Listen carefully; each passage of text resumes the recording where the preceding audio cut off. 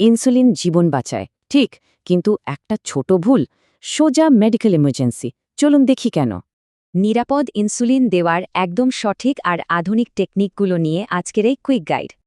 The nurse গুরুর mission একটাই, proper education আর ক্ষমতায়নের মাধ্যমে নার্সিং সেবার মান একদম পাল্টে দেওয়া। সিরিঞ্জ হাতে নেওয়ার আগেই কোন ইনসুলিন কখন কাজ শুরু করে আর পিক টাইম কি তা মুখস্থ থাকা চাই। মারাত্মক ভুল এড়াতে সঠিক রোগী, ডোজ আর রুট ডাবল চেক করা কিন্তু একদম নন নেগোশিয়েবল। গ্লুকোজ লেভেল নর্মাল দেখাচ্ছে, এদিকে রোগী ঘামছে বা কনফিউজড, সাবধান, এটা কিন্তু গ্লুকোজ কমে যাওয়ার মারাত্মক সাইন। খাবার সামনে আসার আগেই র্যাপিড অ্যাক্টিং ইনসুলিন একদম না, এতে মারাত্মক হাইপোগ্লাইসেমিয়া হতে পারে নিমেষেই।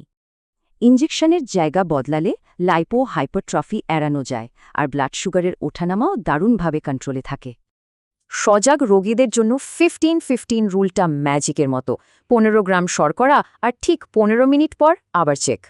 ডাবল চেক, বারকোড স্ক্যানিং আর স্মার্ট পাম্পের মতো হাই অ্যালার্ট সেফটি প্রোটোকলগুলো আজকের দিনে মেনে চলা মাস্ট।